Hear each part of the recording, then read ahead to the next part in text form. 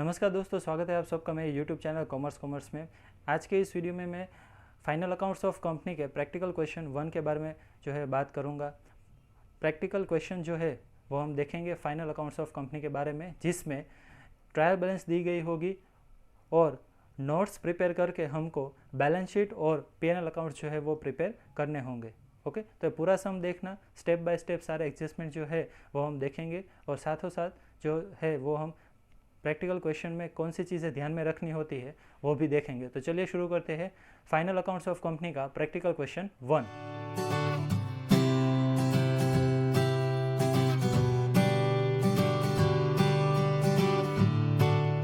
तो चलिए दोस्तों शुरू करते हैं आज का ये video.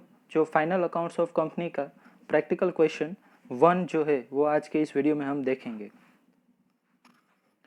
The following is the trial balance of Omega Limited as on 31st March 2015। Figures जो यहाँ पे दिए गए हैं वो 1000 रुपीज़ में है, यानी कि अगर 1 दिया गया है ट्रायल बैलेंस में सो उसका मतलब होगा 1000 एंड लाइक दिस। 72 दिया गया है सो वो 72,000 होगा। ऐसे आपको फिगर्स 1000 में कंसिडर करने हैं। डेबिट साइड देखते हैं। लैंड एट कॉस्ट दिया गया है 220, यानी कि वो है 2,20,000। Plant and machinery at cost 7,70,000, जो कि यहाँ पे 770 दिया गया है, उसको हम 1000 में कन्वर्ट करेंगे तो हो जाएगा 7,70,000 इस तरीके से। ट्रेड रिसीवेबल 96, इन्वेंटरीज उसकी डेट दी गई है 31 मार्च 2015, यानी कि वो क्लोजिंग इन्वेंटरीज है, क्योंकि ट्रायल बैलेंस भी हमको 31 मार्च 2015 की दी गई है। 86 जो है वो इन्वेंटरीज है। बैंक जो है वो 20 है। एडजस्टेड परचेसेस जो है वो 320 है।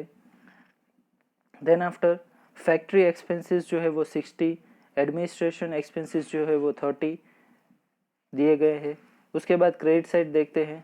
Equity capital shares of ₹10 each 300, 10% debenture 200, general reserve 130, profit and loss account 72, security premium 40, sales जो है वो 700, ट्रेड पेबल्स 52 और प्रोविजन फॉर डेप्रिसिएशन 172।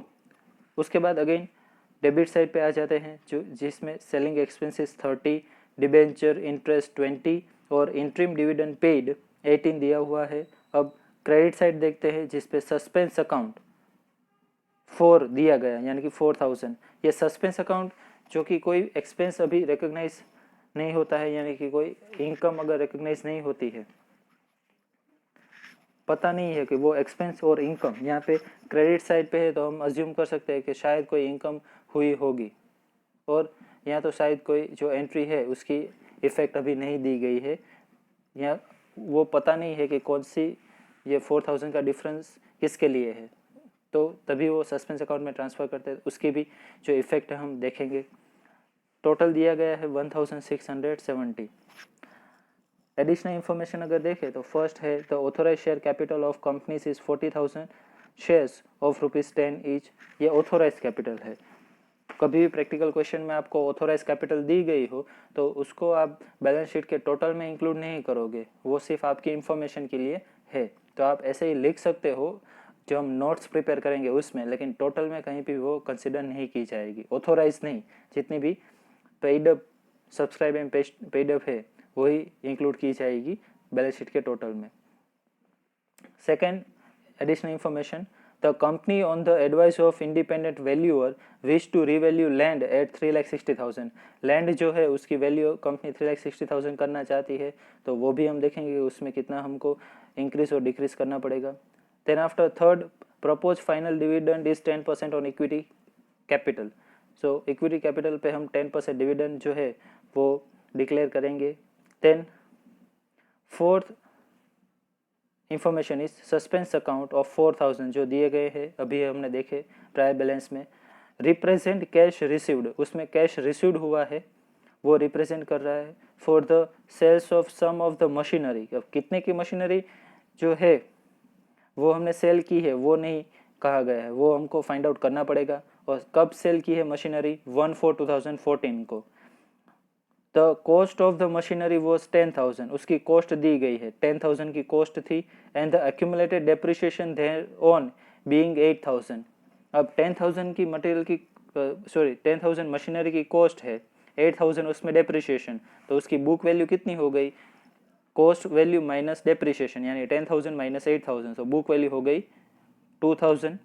2,000 की मशीनरी के लिए आपको जो 4,000 कैश रिसीव्ड हुआ है, ओके, 2,000 की मशीनरी के लिए आपको 4,000 का कैश रिसीव्ड हुआ है, यानी कि आपकी जो मशीनरी थी उससे ज़्यादा प्राइस में आप सेल कर रहे हो, बुक वैल्यू 2,000 है, कैश रिसीव्ड हुआ 4,000, वहाँ पे भी हम प्रॉफिट फाइंड आउट करेंगे, उसमें 2,000 का प्रॉफिट आएगा क्योंकि 2,000 की जो मशीनरी है वो हम 4,000 में सेल कर रहे हैं, वो भी हम देखेंगे उसका कैलकुलेशन। फिफ्थ देख लेते हैं information, depreciation is to be provided on plant and machinery at 10% on cost, okay, जो उसकी कॉस्ट वैल्यू है उस पर 10% हम प्लांट एंड मशीनरी पे डेप प्रोवाइड करेंगे।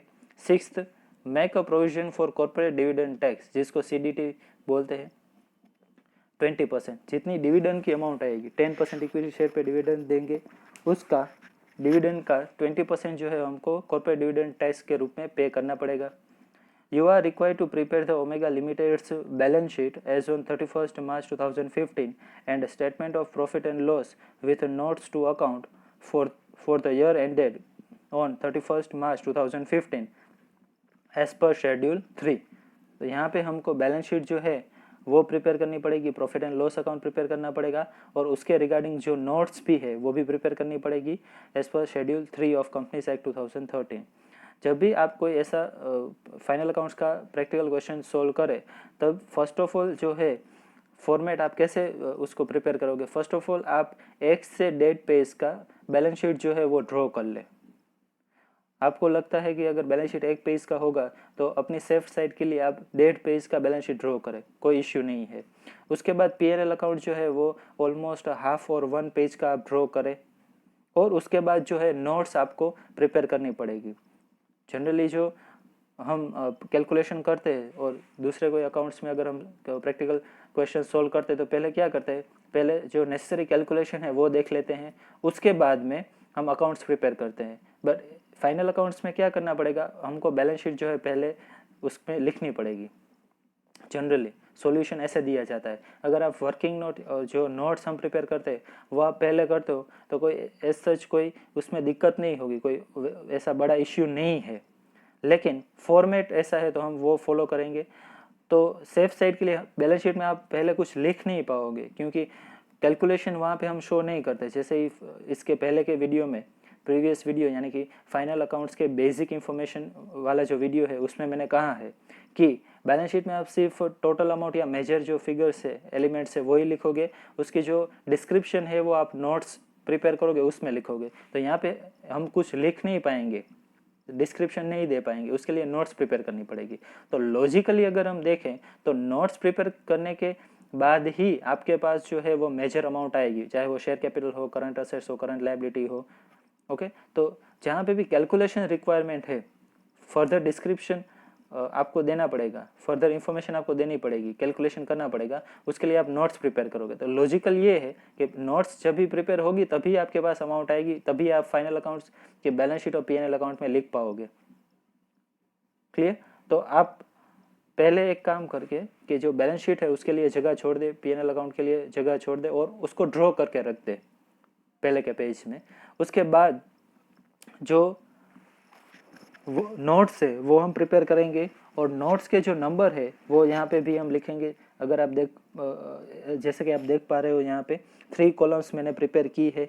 जो हम फॉर्मेट हम देखते हैं, और फॉर्मेट जो भी हमने प्रीवियस मेरे वीडियो में बेसिक इन्फॉर्मेशन में देखा है उसमें 4 कॉलम हमने प्रिपेयर की है, particulars, notes, then rupees for current year and rupees और अमाउंट फॉर प्रीवियस ईयर, यानी कि करंट और प्रीवियस दोनों ईयर के लिए हम प्रिपेयर करते हैं। लेकिन प्रैक्टिकल क्वेश्चन में यहाँ पे समझने के लिए सिर्फ हम करंट ईयर के लिए ही प्रिपेयर कर रहे हैं, ठीक है।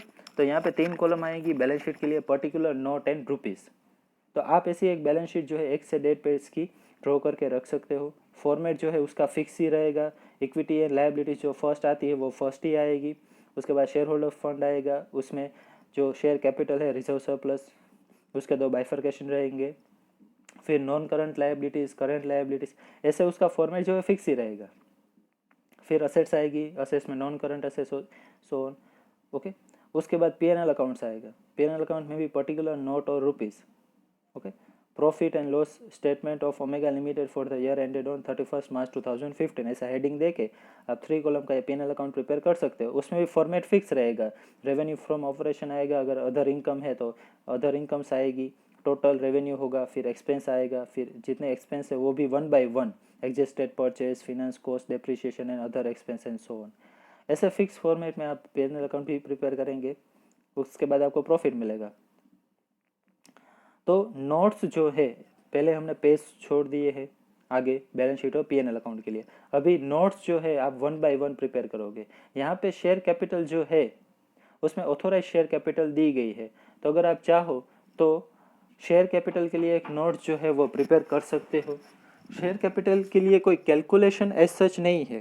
शेयर कैपिटल जो रहेगा उसमें एज सच कोई कैलकुलेशन नहीं है, लेकिन ये फर्स्ट सम यानी कि प्रैक्टिकल क्वेश्चन हम देख रहे हैं तो आपको आइडिया आए, इसलिए मैंने यहाँ पे भी जो है वो नोट्स प्रिपेयर की है शेयर कैपिटल के लिए। नोट्स जनरली ऐसे ही फॉर्मेट में होगी, पर्टिकुलर और रुपीस। उसमें जो भी आप डिस्क्रिप्शन देना चाहो, जो भी कैलकुलेशन करना चाहो वो आप कर सकते हो। सो पर्टिकुलर्स में फर्स्ट मैंने क्या लिखा है, authorise share capital 40,000 shares and 10 rupees each. ऐसे आपको 4 लाख रुपीज़ की ऑथोराइज कैपिटल मिल जाएगी। जैसे कि मैंने पहले भी कहा कि ऑथोराइज कैपिटल आप कहीं पे भी कैलकुलेशन में इंक्लूड नहीं करोगे, यानी कि बैलेंस शीट में उसकी कोई जो इफेक्ट नहीं आएगी, सिर्फ आप दिखाओगे कि ऑथोराइज कैपिटल इतनी है। उसके बाद आ जाता है इश्यूड एंड सब्सक्राइब कैपिटल, जो कि आपको ट्रायल बैलेंस में दी गई है। इक्विटी शेयर कैपिटल जो फुल्ली पेड अभी है, उसकी जो अमाउंट है वो इश्यू हमने 30,000 शेयर्स किए हैं, वो ट्रायल बैलेंस में मैं आपको दिखा देता हूँ। यहाँ पे इस वीडियो में क्या होगा, थोड़ा वीडियो लंबा होगा क्योंकि मुझे ये शफल करना पड़ेगा। जो स्लाइड है वो आपको स्टेप बाय स्टेप एडजस्टमेंट दिखाने के लिए स्लाइड जो है शफल करनी पड़ेगी, तो ये वीडियो उस तरीके से थोड़ा सा लंबा हो जाएगा। अगर आप यहाँ पे देखो, क्रेडिट साइड फर्स्ट इंफॉर्मेशन दी गई है, equity share capital share of ₹10 each, वहाँ पे अमाउंट है 300, यानी कि वो 3 लाख की इक्विटी शेयर कैपिटल होगी। सो इस तरीके से इश्यूड एंड ओके यहाँ पे देख लेते हैं। सो इस तरीके से इश्यूड एंड सब्सक्राइब कैपिटल हो जाएगी equity share capital 3 lakh rupees की, क्योंकि ट्रायल बैलेंस में इतनी दी गई है। सो टोटल भी हम 3 लाख ही करेंगे, क्योंकि ऑथोराइज कैपिटल आप कहीं पे भी कंसिडर नहीं करते हो। तो ये आपकी वर्किंग नोट नंबर 1 हो गई। ये वर्किंग नोट नंबर 1 जो बैलेंस शीट के लिए हमने प्रिपेयर की है वो यहाँ पे आप लिखोगे। First of all main heading दोगे इक्विटी, और पहले तो हम बैलेंस शीट का हेडिंग देंगे, balance sheet of omega limited as on 31 March 2015। उसके बाद पर्टिकुलर्स में आप मेन हेडिंग दोगे इक्विटीज एंड लायबिलिटीज, और उसमें सब हेडिंग आएगा फर्स्ट शेयर होल्डर्स फंड, और उसमें भी ए पॉइंट करके आप लिखोगे शेयर कैपिटल। और उसके लिए वर्किंग नोट नंबर आपने 1 प्रिपेयर की है तो आप वहाँ पे 1 लिखोगे, और आउटर कॉलम में 3 लाख रुपीज़ की जो हमें टोटल मिला है शेयर कैपिटल का वो आप लिखोगे। अब यहाँ पे एक क्वेश्चन आ सकता है कि सर ये वर्किंग नोट तो हम कैसे भी लिखे, उसमें कोई डिफरेंस नहीं आएगा या कोई दिक्कत नहीं होगी, तो ऐसा नहीं चलेगा। वर्किंग नोट जो बैलेंस शीट का फॉर्मेट है उसी में ही 1 2 3 4 के मुताबिक ही आना चाहिए। फिर ऐसा नहीं होगा कि आप बैलेंस शीट में जो वर्किंग नोट करते हो वो 5 6 7 8 के नंबर से स्टार्ट हो रही है, और P&L अकाउंट में जो वर्किंग नोट लिखी है आपने वो 1 2 3 4 से स्टार्ट हो रही है। ऐसा नहीं चलेगा। बैलेंस शीट में जो आप लिखो तो एक फॉर्मेट में, और स्ट्रिक्टली उसमें भी एक सीक्वेंस में नोट्स जो है वो आनी चाहिए 1 2 3 4। अदरवाइज क्या होगा कि आपने 1 लिखा, उसके बाद में जो रिजर्व एंड सरप्लस 2 मैंने लिखा है, अगर आप उसकी 5th और 6th वर्किंग नोट करोगे तो वो नहीं चलेगी। Okay, so notes to accounts जो है वो ऐसे सीक्वेंस में आनी चाहिए, दैट इज नेसेसरी। ओके, कि शेयर कैपिटल की 1 है, फिर रिजर्व एंड सरप्लस शायद कंपनी के पास नहीं है, और रिजर्व एंड सरप्लस के लिए आपको वर्किंग नोट प्रिपेयर करने की आवश्यकता नहीं है, तो कोई बात नहीं, वहाँ पे आप कुछ नहीं लिखोगे वर्किंग नोट में। ओके, दो वहाँ पे नहीं लिखते, तो उसके बाद अगर चाहे तो नॉन करंट लायबिलिटीज है तो वहाँ पे आप 2 नंबर दे दो, लेकिन आना चाहिए सीक्वेंस में। ऐसा नहीं कि सब में आपको नंबर वर्किंग नोट के देने ही पड़ेंगे, लेकिन जहाँ जहाँ पे भी आप देते हो वो सीक्वेंस में आने चाहिए। यहाँ पे हम बैलेंस शीट देखें तो इस फॉर्मेट में जहाँ पे भी आपको ज़रूरत पड़े, सिर्फ फॉर एग्जांपल यहाँ पे भी अगर मैंने शेयर कैपिटल के लिए वर्किंग नोट प्रिपेयर ना की होती तो चलता, क्योंकि एक ही शेयर कैपिटल है, उसमें कोई फर्दर कैलकुलेशन नहीं है। तो अगर मैं वहाँ पे शेयर कैपिटल की वर्किंग नोट 1 नहीं करता तो कोई बात नहीं, उसमें 1 नंबर में नहीं देता, लेकिन रिजर्व एंड सरप्लस के लिए मैं प्रिपेयर करता हूँ नोट्स, तो वहाँ पे मैं 1 नंबर दूंगा। ओके, सीक्वेंस में ही आएगा। अगर जरूरत नहीं है तो वहां पे आप स्किप कर सकते हो, लेकिन सीक्वेंस जो है मेंटेन होनी चाहिए 1 2 3 4। ऐसा नहीं कि आपने 1 लिखा फिर 4 लिखा फिर 10 लिखा, ऐसा नहीं होना चाहिए। जरूरत नहीं है इन बिटवीन तो आप वहां पे स्किप कर सकते हो। जरूरत नहीं कि सभी एंट्री के लिए वर्किंग नोट प्रिपेयर करो, लेकिन करो तो सीक्वेंस में ही करो। 1 के बाद 5 आए 10 आए ये नहीं चलेगा। क्लियर? तो वो आपको थोड़ा सा उसमें याद रखना पड़ेगा, फॉर्मेट थोड़ी सी ज़्यादा मेहनत करनी पड़ेगी, लेकिन एक बार आपको अगर ग्रिप आ गई तो फिर आप इजीली प्रैक्टिकल क्वेश्चन जो है वो ऐसे ही वर्किंग नोट सीक्वेंस में आए ऐसे ही आप कर सकते हो। देखते हैं, फर्स्ट नोट्स हमने देख ली, उसके बाद सेकंड जो रिजर्व एंड सरप्लस के लिए ये इंपॉर्टेंट है। Most of the practical questions में आपको रिजर्व एंड सरप्लस के लिए जो नोट्स है वो प्रिपेयर करनी ही पड़ेगी। एक शेयर कैपिटल के लिए कई सम में ज़रूरत नहीं पड़ती, लेकिन रिजर्व एंड सरप्लस में आपको प्रिपेयर करनी ही पड़ेगी, क्योंकि वहाँ पे मोर और लेस कैलकुलेशन होता ही है। उसके साथ साथ पीएनएल अकाउंट जो हम प्रिपेयर करते हैं उसका प्रॉफिट भी यहाँ ट्रांसफ़र होता है। तो बाय डिफ़ॉल्ट सारे प्रैक्टिकल क्वेश्चन में आपको ये रिजर्व एंड सरप्लस वाली जो नोट्स है वो प्रिपेयर करनी ही पड़ेगी। उसमें देख लेते हैं, फॉर्मेट थोड़ा डिफरेंट है। उसमें फॉर्मेट डिफरेंट किस किस में आएगा, दो जो एलिमेंट है उसमें फॉर्मेट नोट्स का फॉर्मेट डिफरेंट आएगा। एक तो हो गया अपना ये रिजर्व एंड सरप्लस, और दूसरा होगा डेप्रिसिएशन। ओके, डेप्रिसिएशन जो हम कैलकुलेट करेंगे तो उसका नोट होगा, सो डेप्रिसिएशन की नोट नहीं, बट डेप्रिसिएशन कैलकुलेट करने के लिए जो हम फिक्स्ड असेट्स की नोट प्रिपेयर करेंगे। ओके, फिक्स्ड असेट्स और reserve and surplus, fixed assets और रिजर्व एंड सरप्लस, ये दो चीज़ जो है, ये दो एलिमेंट्स जो है उसके लिए नोट्स का जो फॉर्मेट है वो डिफरेंट आएगा, reserve and surplus and fixed assets. उसके अलावा बाकी के जो एलिमेंट्स रहेंगे उसका फॉर्मेट सिंपल रहेगा, पर्टिकुलर अमाउंट, दो ही चीज़ें। ओके, रिजर्व एंड सरप्लस और फिक्स्ड असेट्स में आपको ध्यान रखना पड़ेगा, उसका फॉर्मेट थोड़ा डिफरेंट है।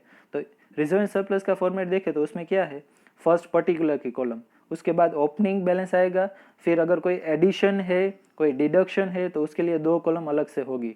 ओके, तो ओपनिंग बैलेंस के लिए सेकंड कॉलम, एडिशन करते हो तो थर्ड कॉलम, कोई अमाउंट डिडक्ट करते हो उसके लिए फोर्थ कॉलम, और फिफ्थ लास्ट कॉलम होगी क्लोजिंग बैलेंस के लिए। ओके, तो सिंपल फॉर्मेट हो गया पर्टिकुलर, ओपनिंग, ओपनिंग में एडिशन और डिडक्शन अगर कोई करते हो आप तो, उसके बाद क्लोजिंग बैलेंस। तो ये सिंपल फॉर्मेट रिजर्व सरप्लस का रहेगा। उसमें देख लेते हैं रिजर्व सरप्लस के हेडिंग के नीचे ट्रायल बैलेंस में कौन सी इंफॉर्मेशन दी गई है। तो फर्स्ट उसमें है जनरल रिजर्व, जो ट्रायल बैलेंस में दिया गया है। ओपनिंग बैलेंस उसकी जो ट्रायल बैलेंस में है वो आ जाएगी 1,30,000। उसमें कोई एडिशन भी नहीं कर रहे हैं, कोई डिडक्शन भी नहीं कर रहे हैं। जनरली एडिशन क्या होता है, transfer 10,000 from profit to general reserve, ऐसा जनरली एडजस्टमेंट दिया होता है। यहाँ पे ऐसा कोई एडिशनल इंफॉर्मेशन में नहीं दिया है कि आपको 10,000 या 50,000 जो है प्रॉफिट में से जनरल रिजर्व में ट्रांसफर करने हैं। अगर दिया गया होता तो हम जनरल रिजर्व में वो एडिशन की कॉलम में लिखते। ऐसा कोई यहाँ पे एडिशनल इंफॉर्मेशन नहीं है, तो ऐसी कोई इन्फॉर्मेशन नहीं है, इसलिए एडिशन और डिडक्शन में आप कुछ नहीं लिखोगे, और क्लोजिंग बैलेंस में एज इट इज़ 1,30,000 आ जाएंगे जो ओपनिंग बैलेंस में थे वो ही। उसके बाद सिक्योरिटी प्रीमियम देखते हैं, उसकी बैलेंस ट्रायल बैलेंस में दी गई है 40,000, तो ओपनिंग बैलेंस में आ जाएगी। वहाँ पे भी कुछ एडिशन और डिडक्शन नहीं है, सो जितना ओपनिंग था उतना ही 40,000 क्लोजिंग हो जाएगा। फिर पीएनएल अकाउंट, ओपनिंग बैलेंस, यहाँ पे अगर आप गलती करोगे और प्रॉफिट एंड लॉस अकाउंट जो प्रिपेयर किया उसका प्रॉफिट लिख दोगे ओपनिंग बैलेंस में तो गलत हो जाएगा। मैं यहाँ पे आपको दिखाता हूँ। यहाँ पे आपको लास्ट फिफ्थ देखिए, लास्ट जो रो है उसमें क्या है, प्रॉफिट फॉर द पीरियड 1,66,000। अगर ये आप ओपनिंग बैलेंस में लिख दोगे तो आपका जो आंसर है वो गलत हो जाएगा। वहाँ पे आपको ट्रायल बैलेंस में दी हुई पीएनएल अकाउंट की जो बैलेंस है वो लिखनी है। आप क्रेडिट साइड देखो तो प्रॉफिट एंड लॉस अकाउंट 72 दिया हुआ है, तो वो 72,000 जो है वो आपकी ओपनिंग बैलेंस होगी। जनरली स्टूडेंट पीएनएल अकाउंट समझ के वहाँ पे गलती करते हैं और जो प्रॉफिट होता है वो ट्रांसफ़र करते हैं ओपनिंग बैलेंस के रूप में, लेकिन वो गलत हो जाएगा। आपको क्या करना है, ट्रायल बैलेंस में अगर पीएनएल अकाउंट दिया हुआ है तो वो आपकी ओपनिंग बैलेंस हो जाएगी। एडिशन की जो वैल्यू है वो अभी हमारे पास नहीं है, एडिशन कितना करना है, क्या करना है, वो अभी हमें पता नहीं है। लेकिन एडिशन में क्या आएगा वो मैं आपको बता देता हूँ। एडिशन जो है उसमें current profit and loss, current year का जो P&L अकाउंट रहेगा, यहाँ पे अभी मैंने जैसे ही दिखाया आपको, करंट ईयर का जो 1,66,000 है, करंट ईयर का जो प्रॉफिट रहेगा वो तो प्रॉफिट में ऐड होगा, प्रीवियस ईयर के प्रॉफिट में वो तो ऐड होगा, इसलिए एडिशन में एक तो वो आएगा। दूसरी चीज़, अगर कोई आप असेट सेल करते हो या ऐसा कोई प्रॉफिट होता है तो भी वो इसकी इफेक्ट आप एडिशन में यहाँ पे दोगे, क्योंकि वो एक्स्ट्रा प्रॉफिट हमको हुआ है। ओके, ऐसा कोई एक्स्ट्रा प्रॉफिट होता है तो भी आप यहाँ पे लिखते हो एडिशन में, ठीक है। उसके बाद डिडक्शन में देखो तो 3 चीज़ें आएंगी, डिविडेंड जितना भी रहेगा वो यहाँ पे आएगा, फिर डिविडेंड पे जो टैक्स रहेगा वो भी यहाँ पे आएगा। ओके, सो चाहे वो इंटरिम डिविडेंड हो या प्रपोज प्रोविजन फॉर डिविडेंड हो, ओके, यानी कि प्रपोज डिविडेंड जो हम करते हैं तो वो हो, जो दोनों चीज़ें जो आएगी उसके ऊपर कोई टैक्स है तो भी वो डिडक्शन की कॉलम में यहाँ पे आएगा, ठीक है। तो वो जो है वो हम अभी आगे कैलकुलेशन करेंगे तब मिलेंगे। रिजर्व एंड सरप्लस की जो नोट है वो अभी आप क्लोज नहीं कर पाओगे, ध्यान रखना। वो आप P&L अकाउंट क्लोज कर लो, उसके बाद उसका प्रॉफिट यहाँ पे लिखोगे, फिर डिडक्शन में जितनी अमाउंट है उसका कैलकुलेशन आप कर लो, इंटरिम डिविडेंड पे टैक्स जो है उसका कैलकुलेशन कर लो, उसकी अमाउंट यहाँ पे लिखोगे, फिर जो है P&L अकाउंट का ये क्लोजिंग बैलेंस 3,24,000 है वो आपको मिलेगा, फिर टोटल मिलेगा 4,94,000, फिर आप बैलेंस शीट में लिख पाओगे। तो ये नोट्स जो रिजर्व एंड सरप्लस की है यहाँ पे इनकम्प्लीट अभी ऐसे ही रहेगी, आपको इतना जो है ड्रॉ करके छोड़ देना है, अभी आपको पूरी अमाउंट इसकी नहीं मिली है, ठीक है। 166 भी आपको एडिशन में है, 1,66,000 वो भी आपको P&L अकाउंट क्लोज करोगे तभी मिलेगा। ओके, तो ये यहाँ पे कोई जो चिंता करने की बात नहीं है कि रिजर्व सरप्लस की नोट क्लोज क्यों नहीं हुई। ओके, वो क्लोज होगी कब, ये जब हम सारा कैलकुलेशन कर ले तभी, उसके बाद ये अभी ऐसे ही रखते हैं। इसका मैं आपको जो इंटरकनेक्टेड है दूसरे नोट्स के साथ वो भी दिखाऊंगा कि कैसी वैल्यूज जो है वो वहाँ पे हम लिखते हैं। उसके बाद देखें तो रिजर्व एंड सरप्लस की जो नोट्स है वो बैलेंस शीट में सेकंड आएगी, इक्विटी शेयर कैपिटल के बाद में। पहले तो बैलेंस शीट में हमने शेयर कैपिटल लिखा, उसके बाद रिजर्व एंड सरप्लस, लेकिन अभी वो नोट्स जो है वो क्लोज नहीं हुई है, इसके लिए मैंने वो बैलेंस शीट आपको नहीं दिखाई। उसके बाद देखते हैं लॉन्ग टर्म बोरोइंग्स। यहाँ पे भी आपको नोट्स प्रिपेयर करने की ज़रूरत नहीं है, लेकिन आपको आइडिया देने के लिए, बेसिक आइडिया देने के लिए मैंने यहाँ पे की है नोट प्रिपेयर। 10% डिबेंचर एक दिए गए हैं, तो डायरेक्टली अगर आप लिखो तो भी कोई दिक्कत नहीं है, और नोट प्रिपेयर करना चाहो तो ऐसे ही आप सिर्फ लिख सकते हो 10% डिबेंचर 2 लाख रुपीज़। इसकी वर्किंग नोट 3 हमने जो की है वो आप बैलेंस शीट में लिखोगे ऐसे। सेकेंड मेन पॉइंट आ जाएगा नॉन करंट लायबिलिटीज, उसमें फर्स्ट होगा लॉन्ग टर्म बोरोइंग्स, क्योंकि डिबेंचर हम लॉन्ग टर्म बोरोइंग्स में कंसिडर करते हैं। नोट आ जाएगी 3 और अमाउंट आ जाएगी 2 लाख रुपीज़। तो ऐसे करके आप जो है वो लॉन्ग टर्म बोरोइंग्स के लिए भी नोट्स जो है वो प्रिपेयर कर सकते हो। उसके बाद शॉर्ट टर्म प्रोविजन के लिए देखते हैं, जिसमें डिविडेंड जो एडिशनल इन्फॉर्मेशन है उसमें कहा गया है कि इक्विटी पे 10% हम डिविडेंड पे करेंगे। Equity share capital 3 lakh rupees की है, सो प्रपोज्ड डिविडेंड 3 लाख के 10% 30,000 हो जाएंगे, जो फिर मैंने लिखा है यहाँ पे।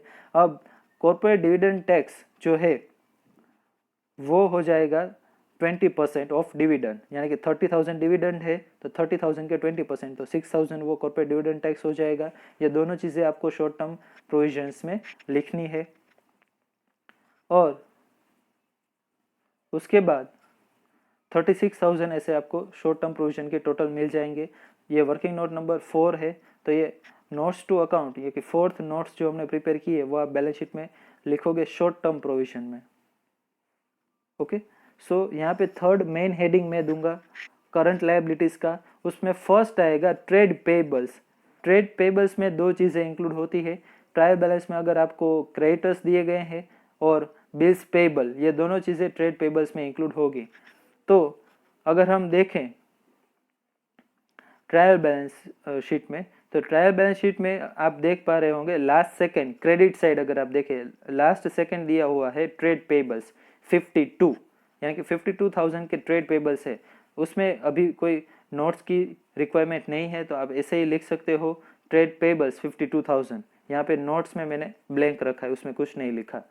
Second B, short term provision, ये ऐसे ही सीक्वेंस में आपको जो है लिखना है। शॉर्ट टर्म प्रोविजन, जब भी हमने अभी कैलकुलेशन किया फोर्थ नोट में, तो अमाउंट मुझे मिली थी डिविडेंड की और कॉर्पोरेट डिविडेंड टैक्स दोनों की ऐड की, तो कितनी अमाउंट मिली थी 36,000, वो आप लिखोगे। उसके बाद लायबिलिटीज में आए ऐसा कोई एलिमेंट आपके पास नहीं है, ओके। फिर ये आप टोटल अभी नहीं कर पाओगे, ध्यान रखना, क्योंकि रिजर्व एंड सरप्लस की जो ये सेकंड नोट है उसके आपको 4,94,000 अभी मिले नहीं है, वो आपको अभी वो नोट क्लोज करोगे तभी मिलेंगे। तो अभी यहाँ पे हम इक्विटी और लायबिलिटी साइड का टोटल नहीं करेंगे। उसके बाद असेट साइड देखते हैं, तो उसमें नॉन करंट असेट्स जो है वो आएगी। फर्स्ट ऑफ ऑल उसमें सब पार्ट रहेगा फिक्स्ड असेट्स, और उसमें भी सब ए पॉइंट रहेगा टेंजिबल असेट्स, जिसके लिए मैंने फिफ्थ नोट्स जो है वो प्रिपेयर की है।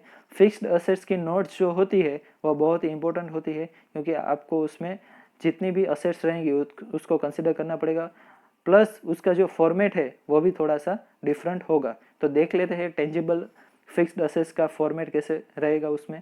तो फर्स्ट कॉलम जो आएगी वो पर्टिकुलर असेट्स यानी कि आइटम्स के लिए आएगी।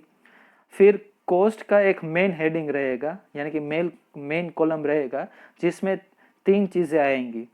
ओपनिंग की एक कॉलम आएगी, उसके बाद एडिशन और डिडक्शन की एक सेम कॉलम है, ध्यान रखना, एडिशन और डिडक्शन की एक ही कॉलम है। अगर एडिशन कर रहे हो तो आप ऐसे ही अमाउंट लिखोगे, और डिडक्शन कर रहे हो तो आप इन ब्रैकेट अमाउंट लिखोगे। यानी कि असेट अगर कोई परचेज की है, वैल्यू इंक्रीज होती है, तो आप एडिशन में लिखोगे, ध्यान रखना, एडिशन में लिखोगे तो वो ऐसे ही लिखोगे। अगर असेट्स आपने सेल की है, वैल्यू डिक्रीज होती है, ओके, तो उसको आप इन ब्रैकेट में लिखोगे, यानी कि वो माइनस हो जाएगा, क्लियर। और उसके बाद क्लोजिंग, जब भी हम रिजर्व सरप्लस की नोट प्रिपेयर कर रहे थे तो उसमें एडिशन और डिडक्शन की 2 अलग कॉलम थी, यहाँ पे एक ही कॉलम रहेगी एडिशन की और डिडक्शन की भी, ओके। लिखना आपको ऐसे ही, एडिशन है तो एज इट इज लिख देना है, डिडक्शन है तो इन ब्रैकेट लिखना है, ताकि पता चले कि वो माइनस करना है हमको। और उसके बाद क्लोजिंग आ जाएगा। तो कॉस्ट में ये 3 कॉलम रहेगी, ओपनिंग, एडिशन, डिडक्शन और क्लोजिंग।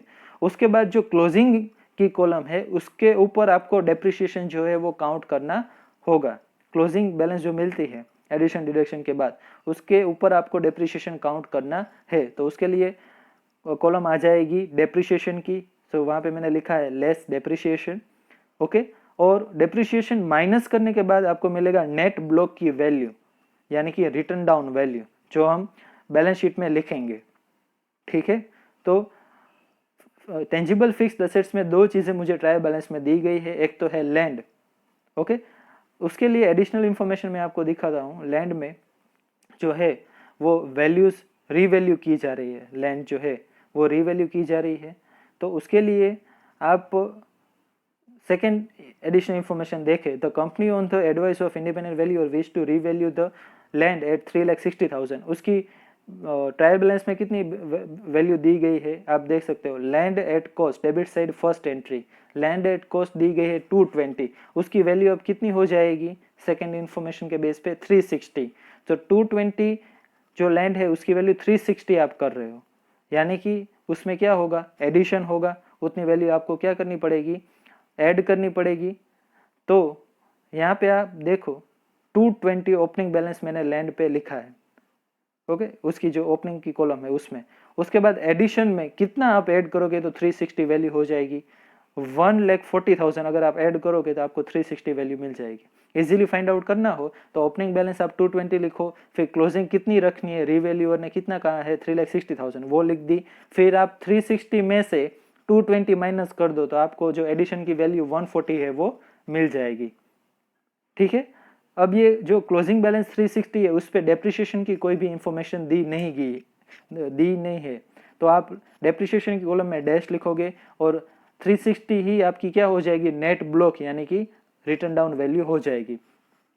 उसके बाद प्लांट एंड मशीनरी एक टेंजिबल असेट्स आपके पास है, जिसकी ट्रायल बैलेंस में 70,70,000 की वैल्यू दी गई है। एडजस्टमेंट में कहा गया है कि एक जो प्लांट एंड मशीनरी है वो हम सेल कर रहे हैं जिसकी कॉस्ट वैल्यू 10,000 थी और उस पर डेप्रिसिएशन जो है वो 8,000 था, ऐसा एडिशनल इंफॉर्मेशन में कहा गया है। सो उसकी कॉस्ट वैल्यू आप यहाँ पे माइनस करोगे, 10,000 रुपीज़, तो ब्रैकेट में मैंने 10,000 रुपीज़ लिख दिए। तो अभी क्लोजिंग बैलेंस कितनी हो जाएगी, 770 में से 10,000 माइनस, सो 7,60,000 उसकी वैल्यू हो जाएगी।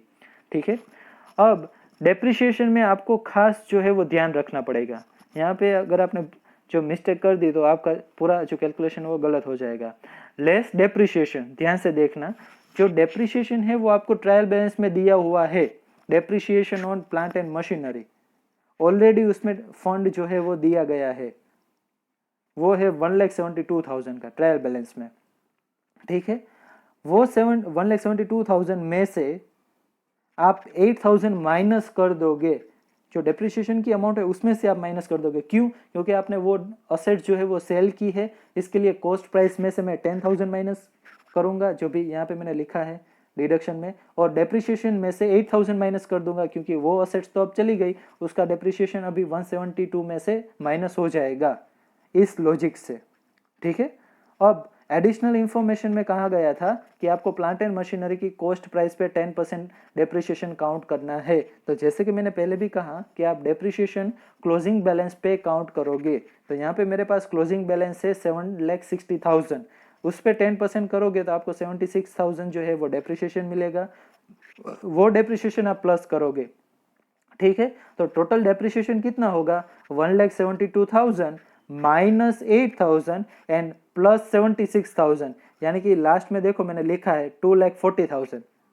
टोटल की जो लास्ट रो है उसमें मैंने 240 डेप्रिसिएशन की कॉलम में लिखा है, यानी कि आप 7,60,000 जो है ना उसमें से 240 टोटल डेप्रिसिएशन माइनस करोगे, सो आपको net block, plant and machinery की नेट ब्लॉक की वैल्यू मिलेगी 5,20,000।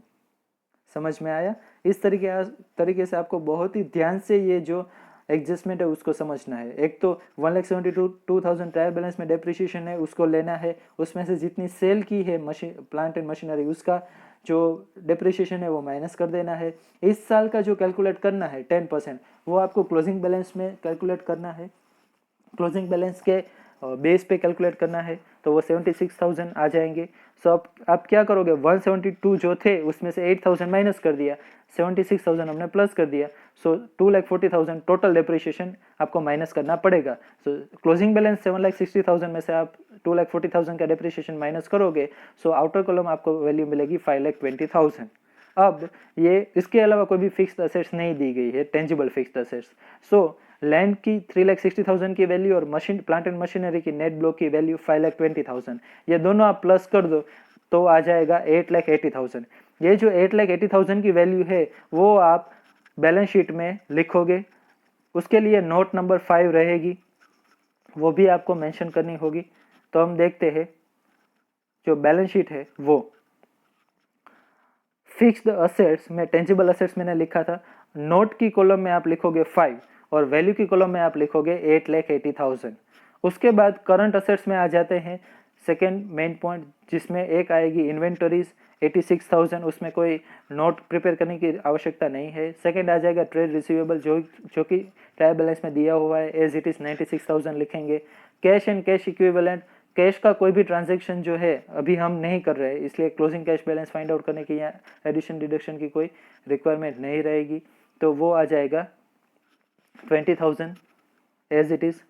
ओके, असेट साइड का चाहो तो आप टोटल कर सकते हो, तो वो आपको 10,82,000 मिलेगा, लेकिन मैं ऐसा एडवाइस करूंगा आपको कि आप एक ही साथ टोटल करो लायबिलिटी और असेट्स का। तो अभी भी आप टोटल ना करो तो कोई जो है वो चिंता नहीं है, आराम से आप लास्ट में टोटल करना। तो इतनी इंफॉर्मेशन हमने लिख दी है यहाँ पे। अभी आ जाते हैं प्रॉफिट एंड लॉस अकाउंट में। ओके, बैलेंस शीट की जितनी मैं लिख सकता था उतनी सारी इंफॉर्मेशन मैंने लिख दी है। अभी रिजर्व सरप्लस वाली जो इंफॉर्मेशन है वो इनकम्प्लीट है। ओके, तो उसके लिए आपको पहले पीएनएल अकाउंट प्रिपेयर करना पड़ेगा, उसके बाद हम स्टेप बाय स्टेप देखेंगे कैसे होगा।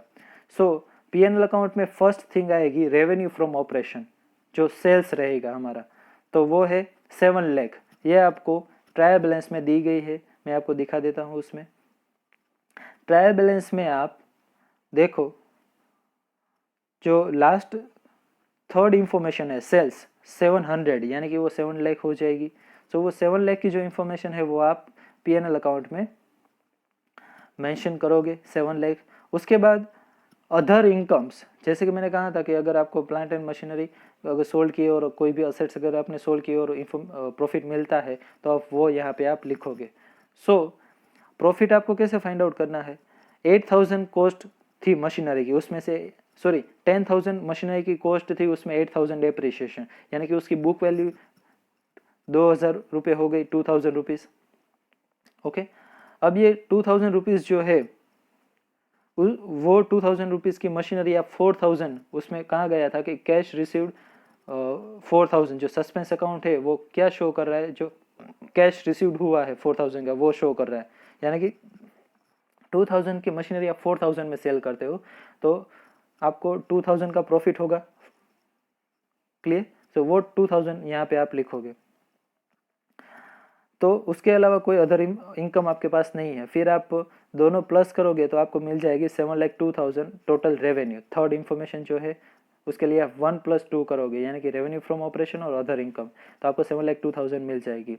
उसके बाद एक्सपेंसेस आएंगे, जिसमें फर्स्ट है एडजस्टेड परचेस।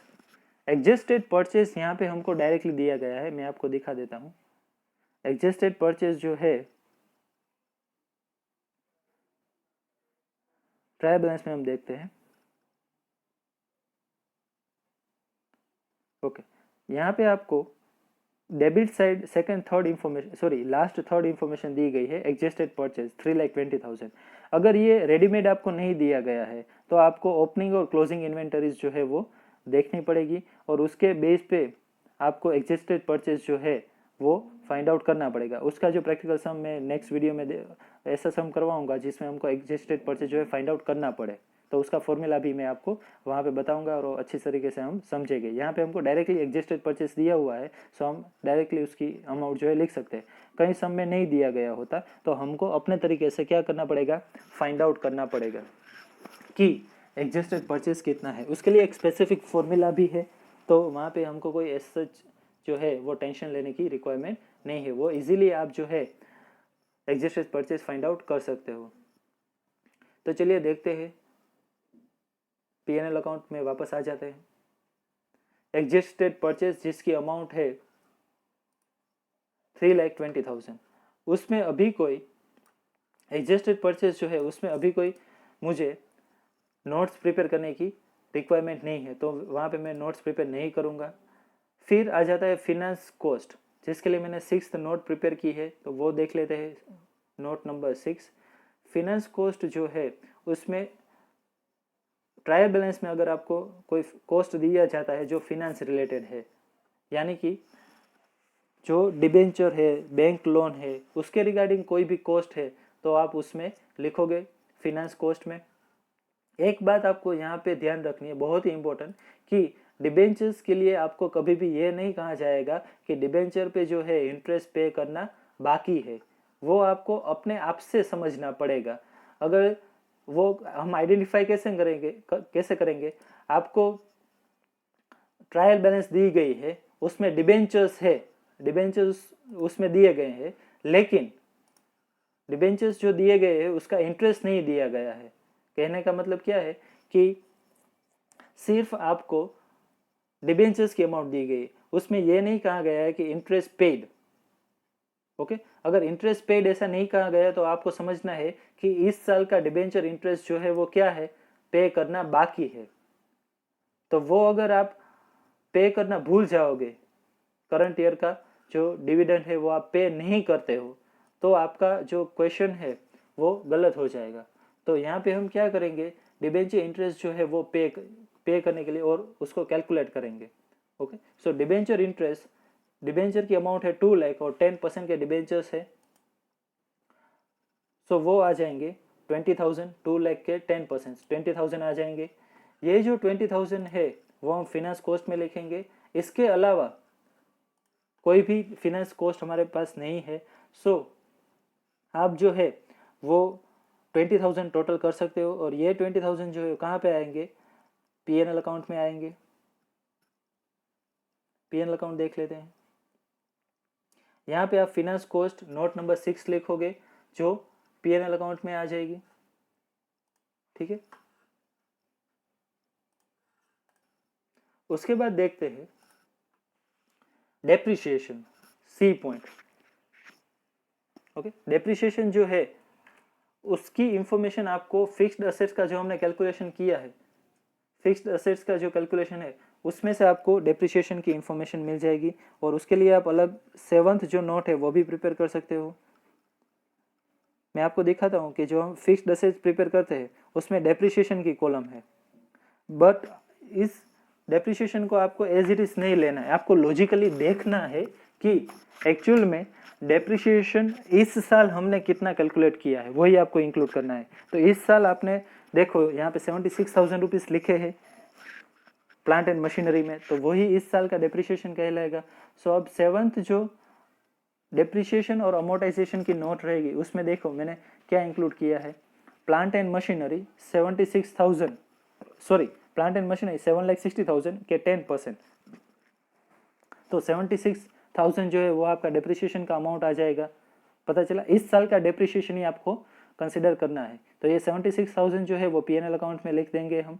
उसके बाद साथ साथ एक नोट देख लेते हैं, फिर मैं पीएनएल अकाउंट आपको दिखाता हूँ। अदर एक्सपेंस, अदर एक्सपेंस में ऐसे एक्सपेंस जो अभी तक आपने कहीं भी इंक्लूड नहीं किए हैं, जो ट्रायल बैलेंस में दिए गए हैं, उसमें आ जाएगी फैक्ट्री एक्सपेंस 60,000, एडमिनिस्ट्रेटिव एक्सपेंसेस जो है वो 30,000 के है, और सेलिंग एक्सपेंस जो है 30,000 के। इस तरीके से 1,20,000 के आपके अदर एक्सपेंस आ जाएंगे।